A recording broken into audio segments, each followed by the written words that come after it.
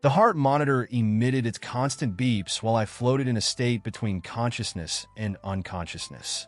The doctor's voices sounded distant, as if they were on the other side of a long tunnel. It was at that moment that everything began. Pressure dropping, someone shouted.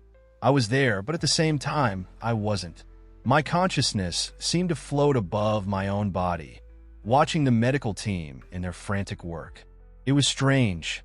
I should have been terrified, but I felt an inexplicable peace. My name is Kareem. I'm 45 years old, and until that day, I was just another businessman, racing against time between meetings and commitments. Life was a predictable sequence of events. Waking up early, spending hours at the office, having dinner late, and going to bed exhausted. I had everything under control, or at least I thought I did. That morning, I was on my way to an important meeting when my body simply shut down. Later, I found out it was a severe cardiac arrhythmia, the kind that gives no warning.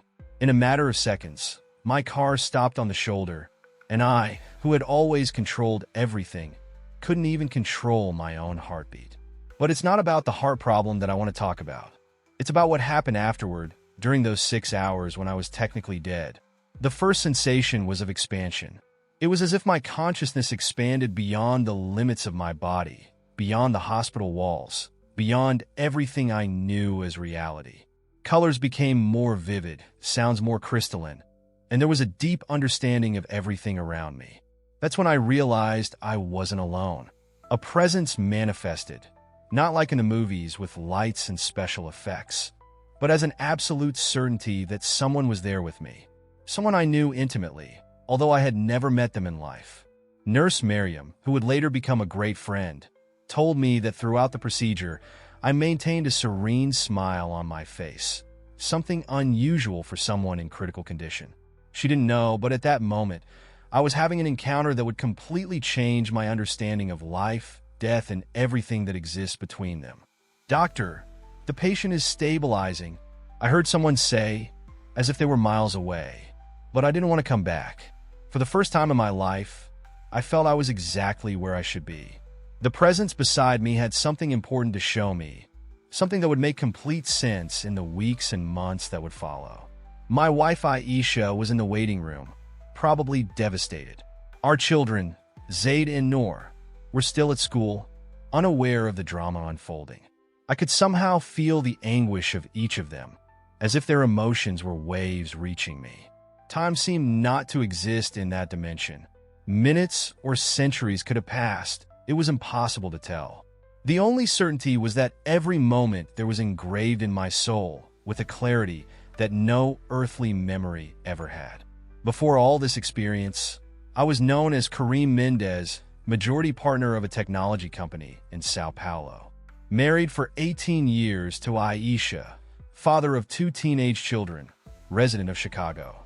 On paper, the perfect image of success. I had always been a practical man, one of those who believe they have an answer for everything. My engineering background made me see the world in spreadsheets and graphs. Numbers don't lie, I used to say. Spirituality? Well, let's say I tolerated others' beliefs, but kept a safe distance from anything that couldn't be explained by logic. Aisha always said I needed to slow down. Kareem, life isn't just work, she would repeat while I checked emails during dinner. Zaid, my 16-year-old son, had stopped inviting me to his basketball games. Noor, 14, no longer told me about her day at school. I was physically present, but my mind was always somewhere else. Dad, are you coming to my ballet recital today? Noor asked me that fateful morning. Of course, princess, I replied automatically, eyes fixed on my phone. What time is it again? Forget it, she muttered, leaving the kitchen.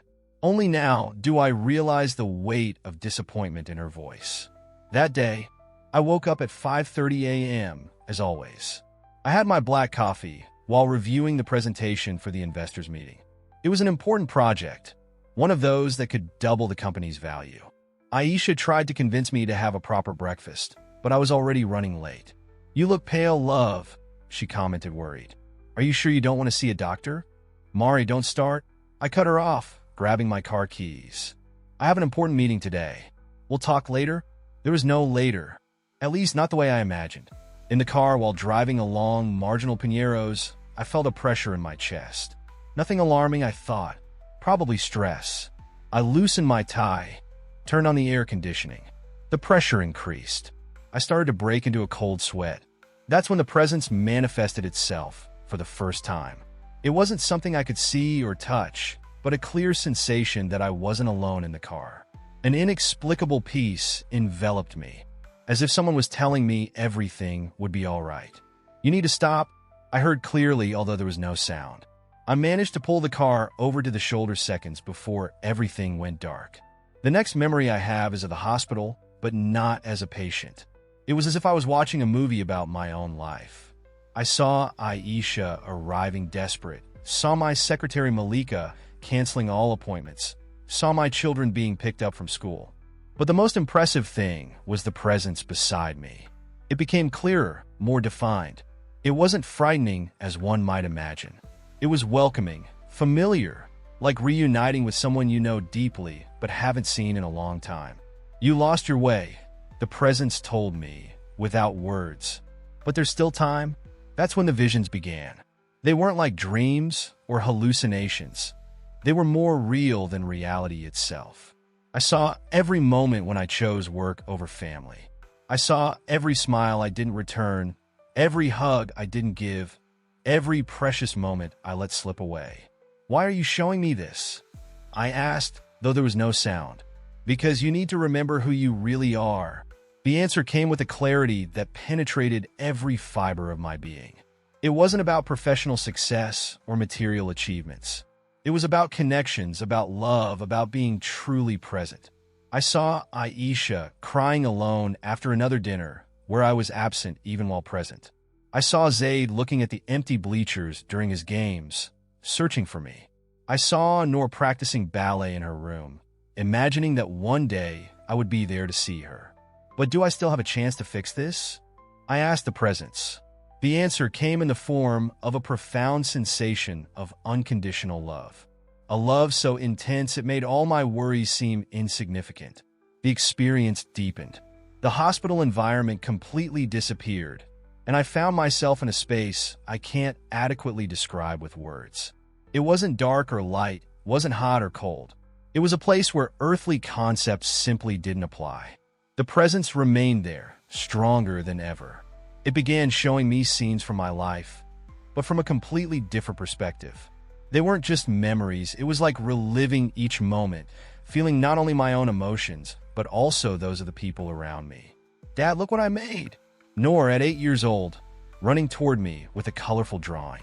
"Not now, sweetie. Daddy's busy." This time, I could feel the weight of disappointment in her little heart. I saw how each "not now" was building a wall between us, brick by brick. "Do you see?" the presence asked without words. "Each moment is a choice." The scenes continued flowing. I saw Zaid's 15th birthday, when I arrived late to the party because I was closing an important contract. At the time, I thought he would understand. After all, I was securing his future. Now, I felt his deep sadness, the feeling of abandonment he never verbalized.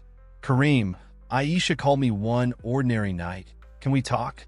Can it wait until tomorrow? I need to finish this presentation." How many tomorrows had I promised? How many important conversations were indefinitely postponed?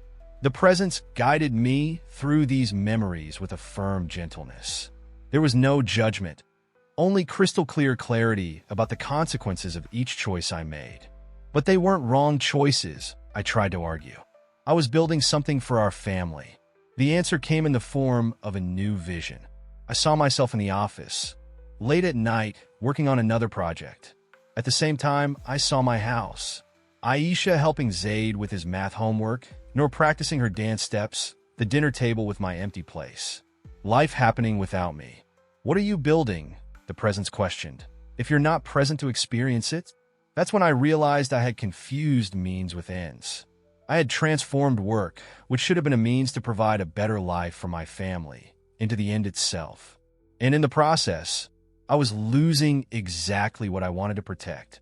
The experience intensified. I began to see not just the past, but glimpses of what could be the future. Not as a prophecy, but as possibilities.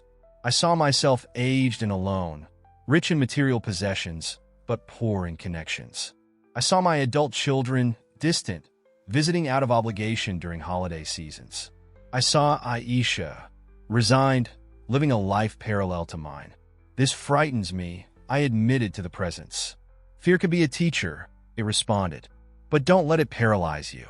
Let it motivate you. Then the visions changed. I saw other possibilities. I saw myself present in important moments. I saw Sunday lunches with sincere laughter. I saw deep conversations with Zaid about his dreams and fears. I saw myself in the front row of Noor's ballet performances. I saw Aisha and me growing old together, not just as a couple, but as true companions. The choice will always be yours, the presence reminded me. That's when I felt a sharp pain in my chest, not physical, but emotional. It was the weight of all lost opportunities, of all moments that wouldn't return. I began to cry, but they weren't tears of sadness. They were tears of deep understanding. How can I fix everything? I asked. It's not about fixing the past, the presence answered. It's about creating a new present.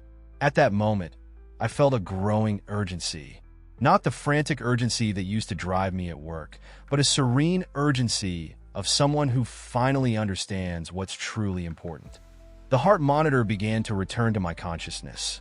The hospital sounds started becoming clearer, but the presence was still with me, as if wanting to ensure I completely understood the message before departing. "Doctor, vital signs are stabilizing," I heard a distant voice say. But I wasn't ready to return yet. There was more to be shown, more to be understood.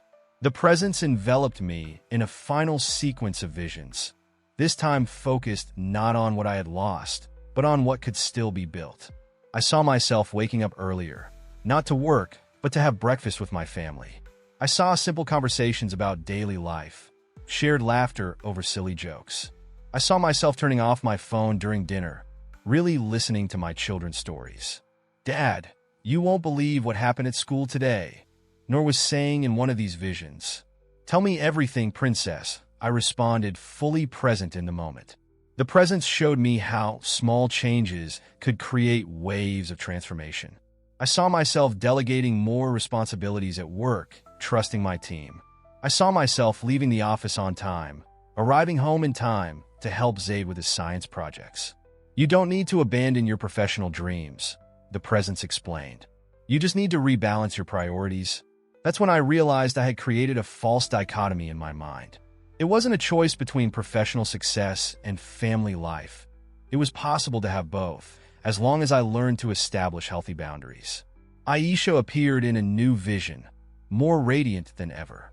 Not because I was giving expensive gifts or planning luxurious trips, but because I was present, truly present, in our life together. "You know what I miss the most," she was saying in the vision. "Our conversations, the ones we had at the beginning of our marriage, when we would spend hours talking about everything and nothing." The presence showed me how love doesn't need grand gestures to flourish. Sometimes all it needs is time to listen, time to be together, time to simply be. Time is the only resource that cannot be recovered, the presence reminded me. Use it wisely. The visions began to change pace, showing me possible future moments. Zaid's graduation, with him hugging me tight and whispering, "Thank you for always being present, Dad." Noor in her first professional ballet performance, searching for my face in the audience and finding not just my physical presence, but my unconditional support. "These are not guarantees," the presence explained. "They are possibilities. The future will be built by your daily choices." I felt a wave of gratitude wash over me. Gratitude for this second chance, for this opportunity to see life through new eyes before it was too late. "How will I know if I'm on the right path?" I asked. The answer came in the form of a deep sense of peace. "Your heart will know," the presence answered. "When your actions are aligned with your deepest values, you'll feel this same peace." The hospital sounds began to grow louder. I could hear Aisha's voice talking with the doctors in the hallway. My children were also arriving. I could feel their energies approaching. "It's time," the presence said softly. I felt a mixture of anxiety and determination.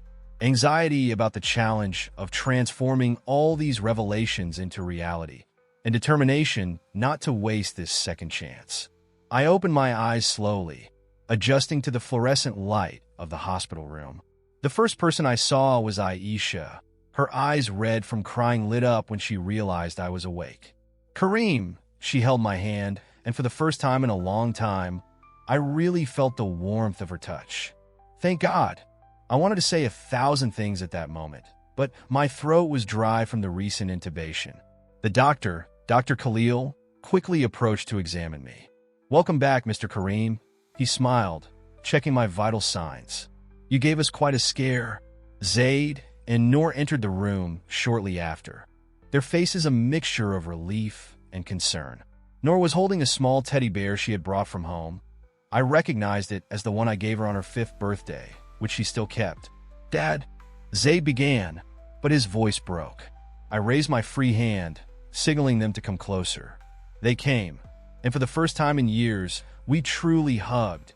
Not that quick, formal hug of always, but an embrace that carried all the love I had never known how to express properly. In the days that followed in the hospital, I had time to reflect on everything I had experienced. The presence wasn't there in a tangible way anymore, but its lessons remained vivid in my mind and heart. Aisha noticed the change first. "You're different," she commented one afternoon while helping me with the hospital lunch. More present, I smiled, holding her hand. "Mari, we need to talk about everything." And so we began. Right there in the hospital room, we had our first real conversation in years. I talked about fears I had never shared, about how I got lost trying to prove something that even I didn't know what it was. She cried, I cried, and for the first time, I didn't try to hide my tears. "I thought I was going to lose you," she confessed, her voice trembling. "And I realized I had been losing you for a long time." "I know," I responded, feeling the weight of those words. "But that's going to change. I promise." The first concrete change came when Malika, my secretary, appeared with a stack of documents to sign and 3 tablets showing urgent emails that needed responses. "Malika," I said calmly, "please reschedule all meetings for next month and prepare an announcement. I'm taking 2 weeks of medical leave when I get out of here." She looked at me as if I had grown a second head. In 15 years working with me, she had never seen me take more than 2 consecutive days off. "But sir, what about the merger with the American company? The meeting with investors?" "It can wait," I replied with a tranquility that surprised even myself. "Some things are more important." Noor came to visit me after school, still wearing her ballet uniform. She sat on the edge of the bed, and for the first time in a long time, we really talked. "You know, Dad," she said, playing with the hem of her skirt, "I have an important performance next month." "What time?" I asked, reaching for my phone. 7 in the evening. "But Dad, you don't have to." "Done." I showed her my phone screen, where I had just blocked off the entire day's schedule. "I'll be in the front row." The smile she gave me was worth more than all the contracts I'd ever closed in my life. After a week in the hospital, I was finally discharged. The return home was different from anything I had ever experienced. Every detail seemed new, more vivid, more meaningful. The sound of the automatic gate opening, the happy barking of Nina, our golden retriever, the smell of coffee that Aisha always made in the morning. Everything had new meaning. "We prepared a surprise," Noor announced as soon as we entered. In the dining room, I found a table set for a family breakfast. Zaid had prepared pancakes, his famous pancakes with chocolate syrup that I always said I didn't have time to try. Aisha smiled, holding a steaming cup of coffee. "I thought it would be good to start new habits," she said. We all sat together, unhurried, without phones, without interruptions. Zaid told us about his new robotics project at school, something I discovered he had been developing for months. Noor showed videos of her ballet rehearsals on her phone. Aisha talked about her plans to return to studying photography, an old dream that I had always encouraged with words, but never with real presence and support. The following Monday, instead of going straight to the office, I accompanied Noor to school. On the way, she told me about her friends, her teachers, her expectations for the future. It was like discovering a completely new person, although she had been there all along. "Dad," she said before getting out of the car, "it's good to have you back." At the office, the changes were even more dramatic. I gathered the board first thing in the morning. We need to restructure some things, I announced. Starting today, I'll work remotely on Fridays, and I won't be available after 6 p.m., except for real emergencies. I saw eyebrows raise in surprise, but continued. We're also going to implement a quality of life program for all employees. Flexible hours, work from home, encouragement of family activities. But Kareem, Farid, my partner, interrupted. This could impact our productivity. I smiled, remembering the lessons learned. Actually, Farid, I think it will increase it. Happy and balanced people work better. At night, for the first time in years, I arrived home at 6:30 p.m. Zaid was in the living room, struggling with a math problem. Can I help? I offered, sitting beside him. We spent the next hour together, not just solving equations, but talking about his doubts, his college plans, his fears about the future. I discovered he had an interest in aerospace engineering, something that I, an engineer, never knew. Dad, he said while putting away his books, can we do this more often? Whenever you want, son. On the weekend, we did something we hadn't done in a long time, a picnic in the park. As simple as that. We brought sandwiches, fruit, and the old checkered blanket that Aisha kept in the closet. Nina ran happily after her ball, nor practiced her dance steps on the grass. Zaid read a book leaning against a tree. Aisha approached, sitting beside me. What are you thinking about? About how I wasted so much time thinking I was building something important, when the most important thing was right here. She rested her head on my shoulder. It's never too late to start over. 6 months have passed since my hospital experience. Each day has been a new discovery, a new learning about how to live truly present. At Noor's last ballet performance, I wasn't just in the front row. I arrived an hour early to ensure the best seat. When she appeared on stage, our eyes met for a brief moment. Her smile lit up the entire theater. After the performance, while she was receiving congratulations from other parents, I noticed her friends hugging her, saying, "Your dad came? How awesome!" That's when I understood how much my absence had been noticed, not just by her, but by everyone around her. Zaid surprised me the other day, coming into my home office, now transformed into a family space, no longer my solitary work refuge. "Dad, can you read this?" He handed me a sheet of paper. It was his college essay. The topic, the person who most inspired me to change. He had written about me, not about the workaholic father I was, but about the father I became after my experience. About how my transformation taught him that it's never too late to change, to recognize mistakes, and rebuild relationships.